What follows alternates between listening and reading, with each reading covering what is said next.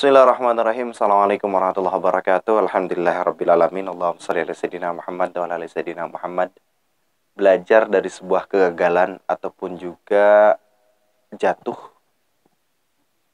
dalam kehidupan harus kita semuanya perhatikan dan harus kita semuanya bisa merenungi bahwasanya dalam kehidupan ini ada masalah, ada keberhasilan.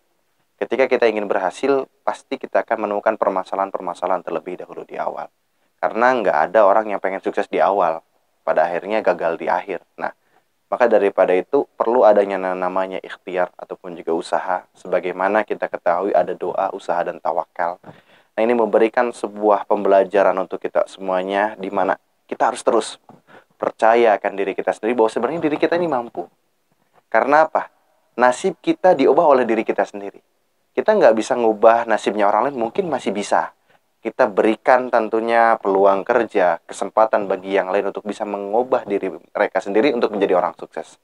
Tapi kalau kita katakan kita kasih langsung uang 1 miliar untuk mereka, tapi mereka nggak pengen menjadi orang yang berhasil, mungkin uang 1 miliar akan habis ludes, berpoya-poya dan lain-lain. Namun yang harus kita perhatikan adalah ada proses terlebih dahulu yang harus kita jalankan.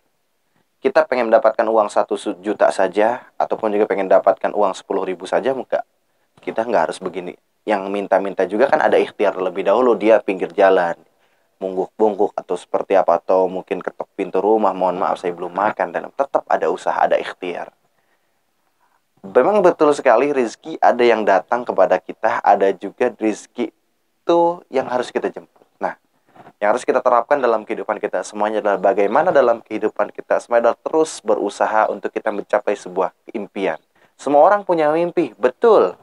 Tapi ada juga orang yang nggak punya mimpi. Siapa orang yang nggak punya mimpi? Mereka lah orang-orang yang malas.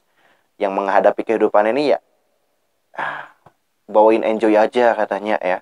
Bawain ya santai aku mah, dan lain-lain. Nah, padahal mereka juga akan merasakan sebuah penyelesaian. Nah, dan yang saya khawatirkan dan saya takutkan adalah, oke lah kita menyesal di dunia. Nggak apa-apa kita menyesal di dunia. Tapi jangan sampai kita menyesal nanti setelah kematian kita tiba. Kita di dunia hanya bisa berpoya-poya saja, amal ibadah kita tinggalkan. Kita punya harta kita nggak dititipkan kepada masjid, harta-harta dan sedekahkan, diinfakkan. Kita nggak bisa seperti itu. Kita hanya mementingkan glamor aja, hidup udah mau glamor dalam diri kita. Ya pada akhirnya kita juga akan merasakan sebuah penyesalan. Karena apa? Kita gembala kambing juga nuntun kambing tuh, ada kadang-kadang orang bilang, penyesal di awal tuh ada gembala kambing. Ya kalau kita belum bisa gembala kambing, kita gambing tarik-tarik dengan bukan pakai ilmunya, ya tetap kambing akan seruduk kita. Tapi kalau kita udah pakai ilmunya, kita lihat orang yang sering bajak sawah. Dia kebo segitu gedenya tapi nggak nubruk loh, nggak marah sama dia, sama majikannya. Nah itu kalau kita disuruh nuntun kebo ya nggak bakal mampu. Karena apa? Kebo tahu majikannya siapa. Nah seperti itu. Nah dalam artian, dalam kehidupan ini kita perlu ada yang namanya ikhtiar. Seperti halnya ada orang yang dalam perahunya jungkir balik.